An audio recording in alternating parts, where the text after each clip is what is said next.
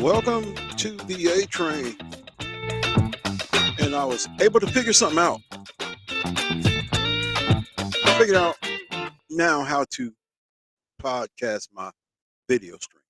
So, what I want to say right now before we get started, to those of you who don't know, uh, I am recording on the Riverside.fm platform. And moving forward, as I get things worked out, I will be sending links to those of my past guests and future guests. Yes, I'm still going to be doing the traditional phone interview on my podcast. But with that being said, though, I can also podcast my video. So even in my old age, and there's a saying that goes like this: you can't teach an old dog new tricks, but this old dog is trying to learn all the tricks. So I will be able to podcast the video version. So you're gonna get this version right here. And it's streaming right now live on twitch.tv and also on YouTube. So uh, I may also send you links to Twitch if you can't pull up Riverside. I'm also send you the link to my YouTube. That way you can check that out. That way when I go live, you can get the notifications that, hey, he's going live. And by all means, comment, leave comments, like, share the videos. I want it to go, hey, especially if your face is going to be on the video. Everybody needs to see you. Nobody really needs to see me, but I want to share this little banter that I had. This was back in June or whenever it was. I was at the I-35 showcase, uh, girls basketball showcase, and ran into one of Kansas's great players in Maddie Vickery out there at Washburn Rural, and met her mom. So I know that people are listening to the podcast because the conversation that we had was, it's nice to meet you, and I finally get to put a face with the voice. And since this particular platform started out as Anchor, then uh, Spotify for podcasters, and now it's podcast creation, something like that. Uh, I'm learning the tricks and trades of trying to do this video thing. And like I said, I would be sending links that way you can actually download the app. And then when we get ready to go on, all you have to do is just open it up and you'll just sign in as a guest. And therefore you will be my guest, and we'll be, I guess you could say it's something like Zoom. Uh, but be that as it may, as we get the kinks worked out, I look forward to having you as my guest. I want to thank those of you who keep me in the loop as to what's going on. Uh, in my last video that I was doing, I actually dedicated that to William Buckner, who actually has a game tonight. That little man, let me tell you, that he is. I want to say he's very charismatic, but he's very quiet and calculated. Uh, I had a chance to see him last Saturday. He plays for Resurrection School, and even at his age and the demeanor that he has and the calmness that he has on the court, uh, you talk about a true point guard.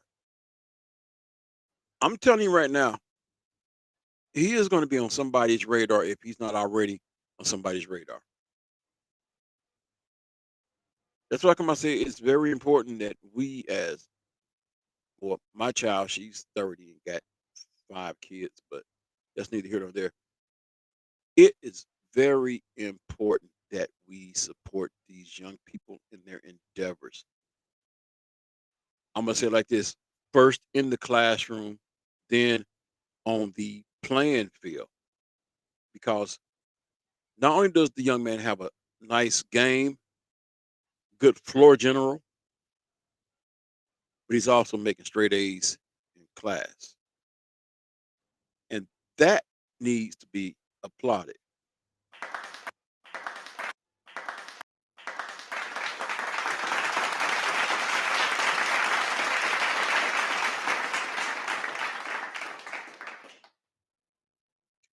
because that's always one of my driving points when I interview these high school athletes. I always ask them their grade point average, and I want them to always, stress the importance of a good education because young people need that education. I don't care how good you are on the court. I don't care how good you are on the field.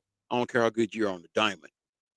At the end of the day, you need the education because it's going to take you farther than the ball will bounce, farther than you can throw the pigskin, farther than you can hit a home run.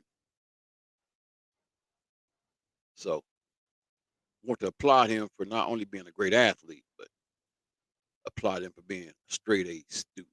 So let's support these young people, especially when they're doing it not just on the playing field, but also in the classroom. Keep them encouraged to keep doing a good job. So what I want to do is I want to take a look at Tuesday's slate of games. You probably seen the headline. It says high school hoops recap.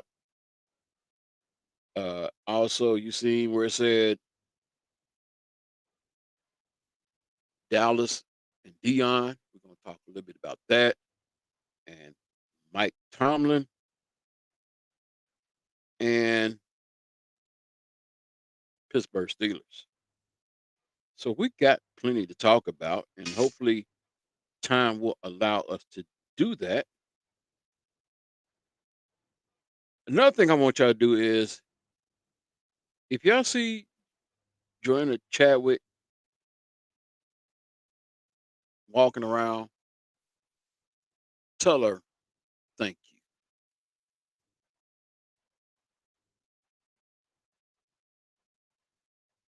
you. And the reason I say that, I have seen her at these games. And she's not just at the games just watching the games. She's actually at the games working. I see her with the laptop,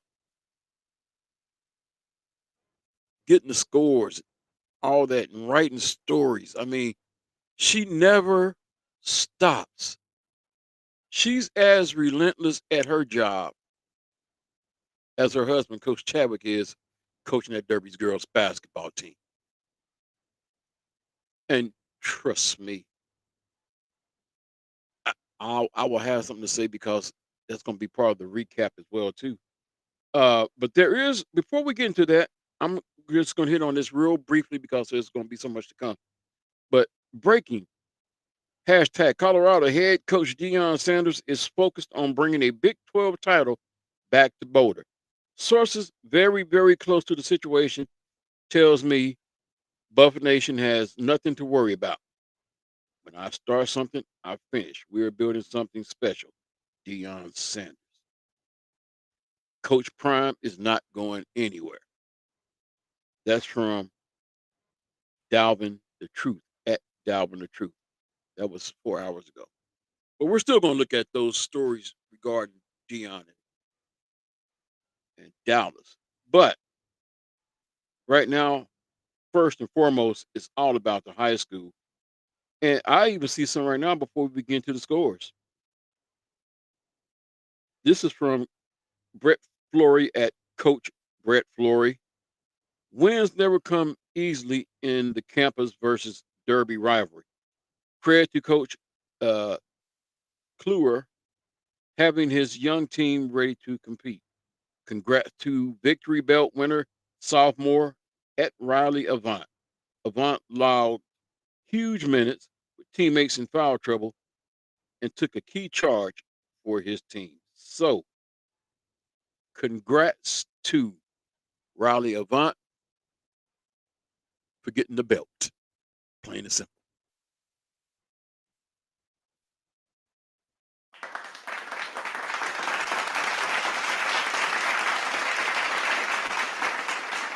Now, with that being said, we're going to go ahead and dive into the scores. Like I said, when you see Joanna Chadwick, tell her thanks for the work that she does. I mean, she does such a good job, and she has passed it down to her children as well. They're writing for Vite magazine, and they're coaching. So we have the scores here. once again by Joanna Chadwick. So we're going to start with the boys first. Andale boat raced Clearwater by the score of 64-19. Andover beat their crosstown rival, Andover Central, by the score of 48-40. Andover trailed 26-16 at the half, but got within 32-31 at the end of the third quarter. Andover outscored Andover Central 17-8 in the final period.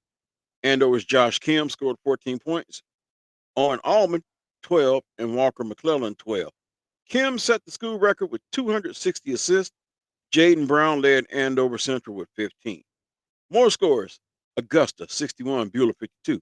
Augusta's Brody Haskell hit 7 3-pointers and scored 27 points. And Beckham Stoops had 15 points, 3 3-pointers. Isaiah Herrera scored 19 points, hitting 4 3-pointers, and Jacob Miller scored 12 for Beulah. Derby 70, Campus 52. Garden Plain 49, Trinity Academy 35. Caden Castleman scored 19 points, and Cooper Shear 13 in the win for Garden Plain.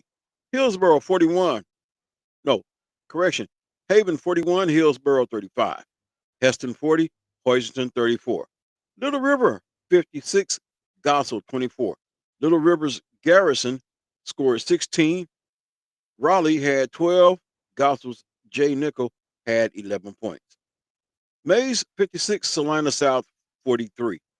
While Mays was outscored 10-1 in the third quarter as Salina South cut the lead to 37-34, the Eagles outscored Salina South 19-9 in the final period. Mays' Alec Grill had 12 points and Ty Willits 11. DeVoe scored 16 to lead Salina South, and Small had 10. Mays South 65, Goddard 35. Glad to see Mays South getting a win in the win column. Mountain Ridge 75, Central Christian 25. Ouch. Bear Modomog, I hope I pronounced that name right, hit 4 3-pointers, had 16 of his game-high 20 points in the first quarter. He went over 1,000 points for his career. Churchill had 15 points, and Hecox 10. Pratt 67, Halstead 41. Remington 38, Classical 30. Remington's Isaac Jury scored 12, and Elliot Hochstetler 10 in the win. Classics Dolov scored 10. Smoky Valley 60, Chapman 36. Wichita Collegiate ambushed Rose Hill by the score of 85-42. And they're on my radar to get by and check out one of their games as well, too. I can't wait to see Sebastian Hines Turner. Had a good interview with him during the football season. Outstanding wide receiver for the Collegiate Spartans. And I believe he's just as equally good on the basketball court. So I can't wait to see them. Matter of fact, the game I have scheduled to watch is Collegiate against Cheney. That should be a good game when that game happens. So moving forward, Wichita Heights 59, Capon 54. Malachi Wilkins had 17 points. Chase Robinson 15. Jalen Timmons 14 in the win for Heights. Wilkins had 12 rebounds, 4 blocks, 3 steals, and Robinson had 6 rebounds. Capon's Blasey Delane scored 15 points, Corbin Johnson 12, and Corey Daniels 11. Not only was it a battle of 2 good teams there, but it was also a battle of legendary coaches. One who will be retiring at the end of this season in Coach Joe Auer, and the other legendary coach, Steve Eck, who I believe, if he has ever had a losing season, it would have had to been his very first. Because ever since I've known the man, he has never had a losing season, whether in high school, at the junior college ranks, and back in high school. The man does not lose. I don't know what it is about him. He has some type of magic. He just waves that wand, and his teams just win. So, good game last night between those 2 teams. Now we looked at the girls' side. Andover 58, Andover Central 23. Ark City 53, Salina Central 43. Bishop Carroll was in a dogfight last night with Wichita South, but they came out with a 38-33 victory. Circle 42, Mulvane 35. Clearwater 34, Andale 31. Makina Hampton had 27 points, hitting 7 3-pointers to tie Clearwater's school record. Lies scored 10 for Andale. Derby, and I want y'all to listen to this. 69, Campus 34. Derby had 4 players in double figures. Are you ready for this? Asia Fox with a game high 18. Suhana Carter, who I am very high on. I've seen her game, and for her to be as young as she is, but to be as vocal as she is, and one of the coaches even said she's still very raw. She's still learning the system. And to me, she's still that good. Suhana Carter, 12. Carly Demmel, 11. Soraya Graham, 10. You notice I named 4 players that was in double figures, and not nary one of them was Michaela Askew. That being said, we pray for their traveling grace as we know that they're on the road traveling. But this is a testament to how good this Derby team is. I had a chance to speak with Coach Danny Allen, who's one of the assistants when I was at Hartman Arena. And his thing is, you know, when they played against Southeast, they had a few defensive lapses, as he said. They still won the game by 20 plus points. He said, this team has yet to hit its peak yet. He said, probably by mid-season tournament. And I'm saying, watch out for this team. I expect to see Derby girls team, and for that reason, Derby boys team. I expect to see both of them at Charles Koch Arena this March. Garden Plain 50, Trinity Academy 45. Garden Plains Reese Stolsoff scored 17 and had 8 rebounds. Lila Zogelman had 8 rebounds, and Jaden Stolhotz 10 rebounds. Balzer scored 19 and had 7 rebounds for Trinity, and Wilmeth had 11. Halstead 55, Pratt 49. Hillsboro 58, Hoisington 24. Hillsboro 49, Haven 43. Hillsboro was led by Worth 18 points. Avery Bronner scored 20 and had 13 rebounds, 3 blocks, and Sienna Dufresne had 15 points, 9 assists for Haven. Little River 73, Gossel 9. Ouch. A. Fetterman scored 28 points for Little River, hitting 5 threes. H. Olander had 12. E. Look, 10. Maize South 49, Goddard 34. I'm definitely got Maize South girls team on my radar as well too, and I look forward to the return game between Maize South and Derby. I want to see that game. I'm pretty sure that would be a very entertaining game. Maize South do have some nice pieces on their team as well too.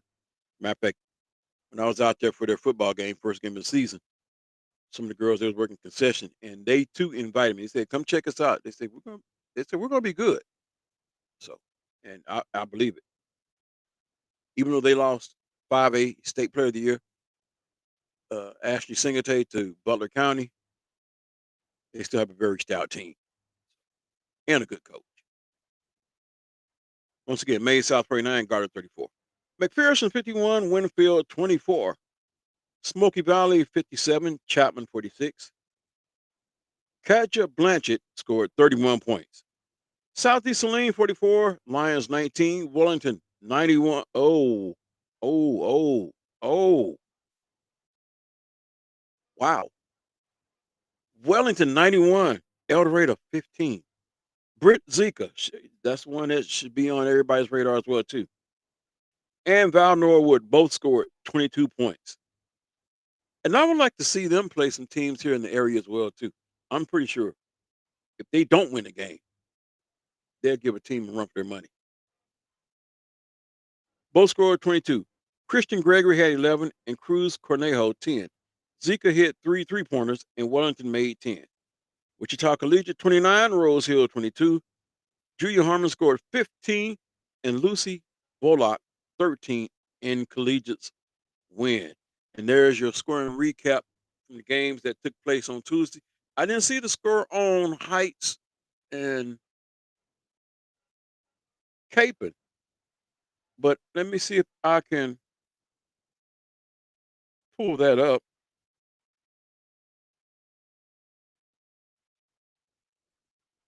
Just bear with me here. I believe I have that score somewhere.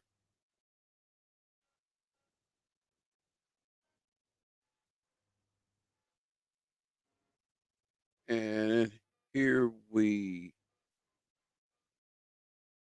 go as Heights took on Capon. And I'm still not seeing that score. The score was not reported even on Max Prep, but uh, I'm pretty sure it was a very entertaining game. I mean, Heights is very loaded. Capon is my observation. Let me give you my observation. I witnessed poetry and greatness in motion at Hartman Arena when uh, Zoe Franklin, as she lit them up for 38 points. My observation is simply this, real simple. If Capon can develop another scoring threat, this team could be even more dangerous. Because Zoe, she is basically a Swiss Army knife. Assist the passes that I mean, I can't even describe them, but their pinpoint accuracy, like Travis Mahomes, like Patrick Mahomes. I'm thinking Travis Kelsey and Patrick Mahomes at the same time. But no, her pinpoint accuracy with her passes is like that of a Patrick Mahomes.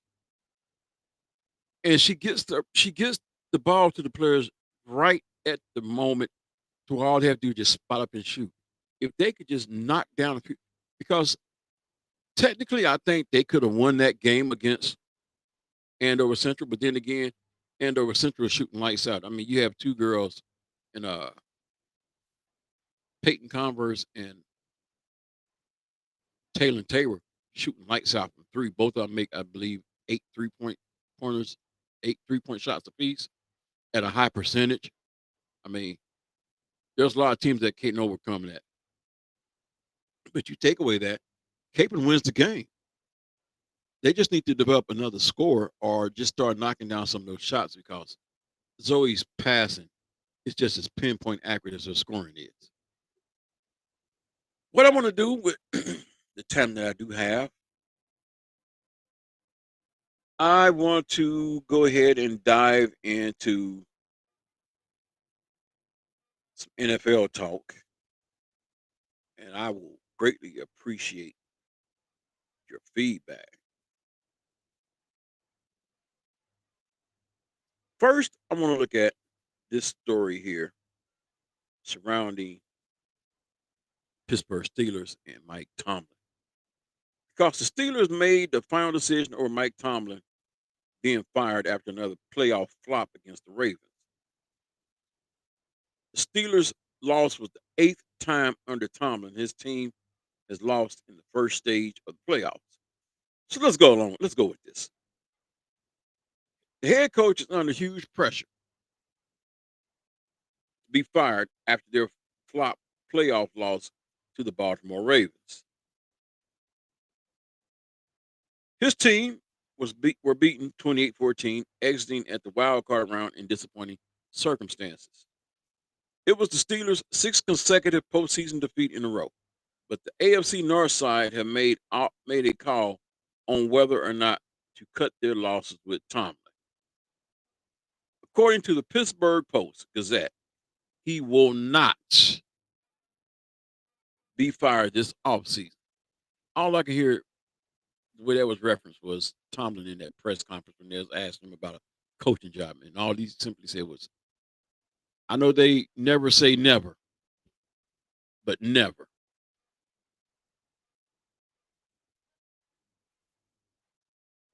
This is despite public outcry from fans and analysts. The team wants to stick with him for the 2025 season despite the embarrassing early playoff exits. Tomlin only signed a 3-year extension before this NFL campaign that will keep him with the team until 2027.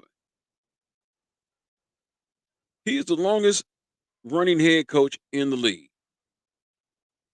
The 52-year-old is on a $15 million a year. It is the 8th time the Steelers have lost in the first round of the playoffs under Tomlin. He has been with the side for 18 years. So there's a poll question. Should Tomlin give up coaching? Yes, time for him to retire. No, he's a great coach. Or he probably should soon. So Steelers insider Gary Dulac revealed the shock news on social media, and that caused an outcry from furious Steeler fans who have demanded change. One supporter raged, "Gonna need to make every home game hell for him." Wow. Fire Tomlin chant starting preseason. Another added, "Steeler fans will need to show their disapproval and opinions via their wallets and call in talk shows." This take offered by Mr. Dulac seems to leave open Tomlin resigning. Does at Coach Tomlin have any integrity? He and his family know the rumblings, and they're well deserved. I'll say this, though. The Steelers defeating Baltimore wasn't the only issue for Tomlin. It came after a 5 end of season losses in a row for Russell Wilson and company. What I will say, though, in regards to Coach Mike Tomlin, is this right here.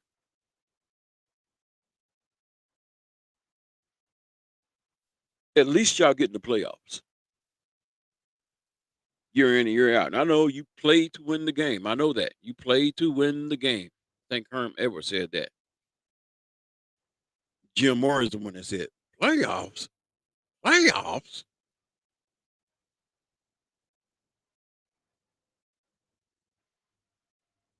The thing with the Rooney family is they just are not in the business of firing coaches. Let me tell you the 3 coaches I've known in my lifetime of watching football. Not really keeping up with the Pittsburgh Steelers, but knowing who the Steelers are. Chuck Knox,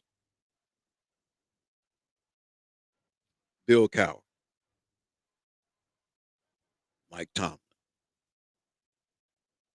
And I believe that if you stack all their records up together, their winning records and their winning percentages, there's not much difference. So Pittsburgh fans, media personnel, do you really want to fire coach? Do you really want to see the coach canned? Or do you just want his contract to play out? And at the end of that tenure, if they don't offer him a contract, maybe then is when he pushed the retirement button. Of course, for me, my thinking is I believe he still has some coaching left in him. But Russell can't keep going forever. Is Justin Fields the answer? Maybe not.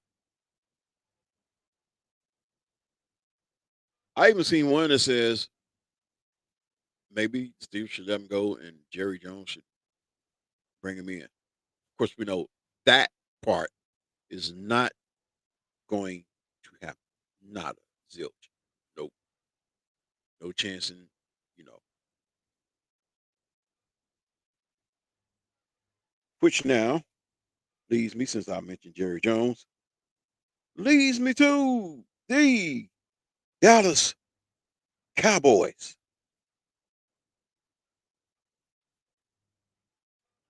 And primetime Deion Sanders. And the Cowboys get key update on Deion Sanders' pursuit.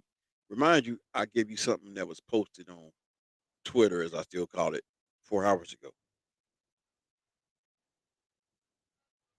However, the reunion between Deion Sanders and the Dallas Cowboys appears to be gaining more significant momentum. Sanders was the first name that popped up as a candidate following the Cowboys parting ways with Mike McCarthy. Cowboys owner Jerry Jones reached out with a casual phone call to discuss the opportunity. To hear from Jerry Jones is truly delightful and it's intriguing, Deion Sanders told ESPN on Monday night. I love Jerry and believe in Jerry. After you hang up and process it and think about it, it's intriguing. But I love Boulder and everything there is about our team, the coaches, our student body, and the community. Many viewed the situation as a long shot and noted that Sanders is pushing for an extension with Colorado. That part right there, where he's coached the last 2 seasons. NFL interest could potentially drive up his salary with the Buffaloes. However, there appears to be real interest on both sides, per a report from veteran Cowboys insider Ed Werder. Regarding Deion Sanders, I'm being told that he would almost certainly accept if Jerry Jones offers to make him the next Cowboys head coach. That those around him are encouraging him to pursue it, and that Jones is enamored with the idea, Werder wrote on X. So, what's next? Well, Cowboys' interest in Deion Sanders brings up quarterback questions. And I seen something that someone posted, so I'm gonna throw that out there too. Sanders spent 5 standout seasons with the Cowboys from 1995 to 1999. Tell that to Jason Whitlock. Yeah, I threw that name in there, even though it pained me to say that. I'm, no, I'm not gonna say that. I'm gonna be nice. I'll say that on my In the Zone podcast, where I'm a little bit more loose cannon ish, so to speak. Leaving an incredible mark on the franchise during one of its most celebrated eras. A key figure in the Cowboys' Super Bowl triumph, Sanders' electrifying play as both a cornerback and return specialist solidified his status as one of the NFL's all-time greats. Now known as Coach Prime, Sanders has carried his star power and leadership skills into the college football ranks, where he's turning heads at Colorado. Over 2 seasons at the helm, he has guided the Buffaloes to a 13-12 record, including a 9-4 campaign in his most recent outing. Colorado came up just short of a berth in the Big 12 title game after being picked to finish 11th in the conference's preseason poll. Sanders has expressed that if he made the jump to the NFL, it would be to coach his sons, Shedeur, one of the top QBs in the draft, and Shiloh, who is a defensive back. There are some significant hurdles when it comes to that with the Cowboys. Dak Prescott signed a lucrative 4-year extension prior to the season. Trading Prescott would lead to some substantial dead cap money. Cowboys also hold the number 12 pick in the draft, well out of the zone Sanders is expected to go in. But keep in mind though that the Cowboys have coach interviews scheduled.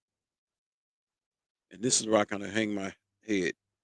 Sanders is not the only name the Cowboys are eyeing, with multiple other candidates scheduled to come into to interview.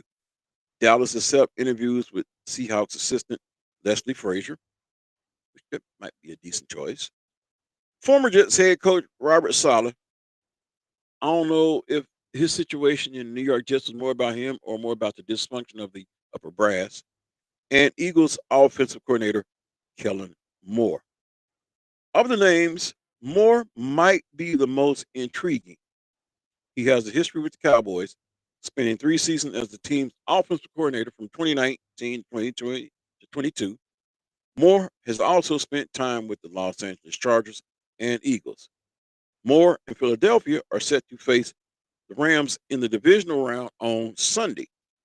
The Eagles have the number 7 scoring offense, 27.2 points per game, and number 8 total offense, 367.2 total yards per game. So I want your thoughts, because here's a scenario I saw. The Tennessee Titans hold the number one draft pick, which it would be almost automatic to say they nabbed Shedeur Sanders. Maybe the Will Levis experience, it is working, or whoever, it's not working. But let's say Dallas decides, hey, we give you Dak Prescott for your number one pick, your, I think it's third round pick this year, and I think a fourth round pick in 2025. Now, guess what? The prospect of Dion going to Dallas then ramps up immensely because now you get Shedeur Sanders as your quarterback and you get to coach your son. But how long does the father son train roll?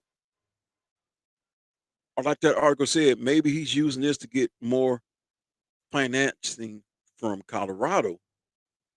And we get to see what Dion does without his son as his quarterback.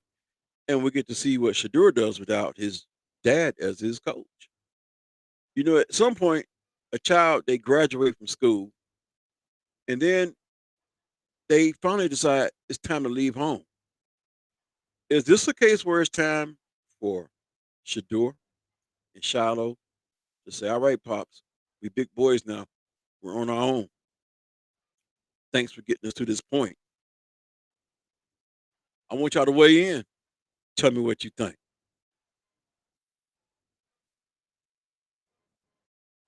Well, this has been another video presentation of the A Train Sports Talk podcast. Hope you have enjoyed it. I'm getting ready to get out of here. I've enjoyed it. There will be some games on Friday. I believe the big game in the area will be Wichita Heights versus Wichita Northwest. Get out and enjoy a game of your choosing. Until next time, I'm out of here. Be blessed. Be a blessing.